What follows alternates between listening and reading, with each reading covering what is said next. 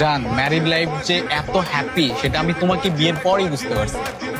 আল্লাহর একটা আল্লাহর রহমত বরকত আছে বুঝছো ম্যারিড লাইফে। আরে মামা, কিরে মামা কি অবস্থা তোর? কিরে কেমন আছো? আরে মামা কইস না। ভাবি কেমন আছেন? বসেন বসেন বসেন বসেন। দোস্ত, বিয়ের পরে দোস্ত এই প্রথম দেখা। তো বিবাহিত লাইফ কেমন যেতেছে? আলহামদুলিল্লাহ মামা, বিয়ের পরে লাইফটা পুরো চেঞ্জ হয়ে গেছে। আল্লাহর রহমত বরকত সব ধরনের শান্তি মনে করছে জীবনে চলে আসছে। আর এমন একটা বউ পাইছি, মানে খুবই লক্ষ্মী। তোরে কি বলবো আসলে, তোর বিবাহিত জীবন কেমন? আরে বেটা, তোর ভাবির কথা কি কমু, মানে তোর ভাবি তো পুরা মাশাআল্লাহ। কপাল গুণে হয়তো বা লাইফে কোনো একটা ভালো কাজ করছি, এই গুণে এরকম একটা বউ পাইছি। তোর ভাবির গুণ কইতে কইতে তো শেষ হবো না। তোর ভাবির হাতের রান্না এত জোস মামা, ওর হাতের রান্না খাওয়ার পরে আমি তো বাইরের খাবারের টেস্টই পাই না। আর তোর ভাবির গুণ যদি আমি কইতে থাকি মামা, রাত থেকে সকাল হয়ে যাবো কিন্তু গুণ কওয়া শেষ হবো না। আর মামা আমার বউর কথা কি কমু, এত কেয়ারিং একটা বউ পাইছি। কপাল গুনে মানুষ এমন কেয়ারিং বউ পায়।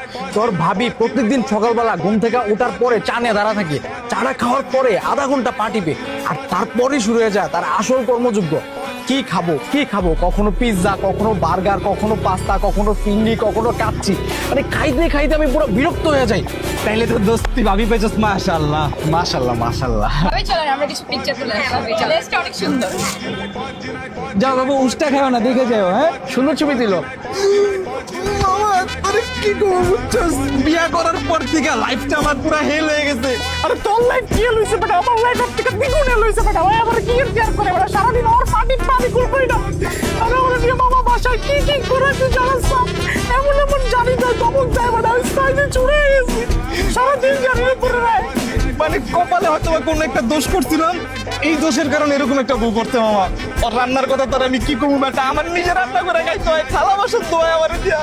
আরে বাবা এমন একটা অবস্থা হয়েছে, ছাইরা দেবা খাইতে আছি, জীবনে জন্মে বিয়েই করতাম না। আর হয় রে বাপ। কি হয়েছে বাবু, কান্না করতেছো কেন তুমি? আরে হয়েছে কি, ওই তোমার প্রশংসা করতে করতে আবেগে চোখ দিয়ে পানি চলে আসছে আর কি, যে আমার বউরা এত লক্ষ্মী, এত ভালো, শান্ত, ভদ্র।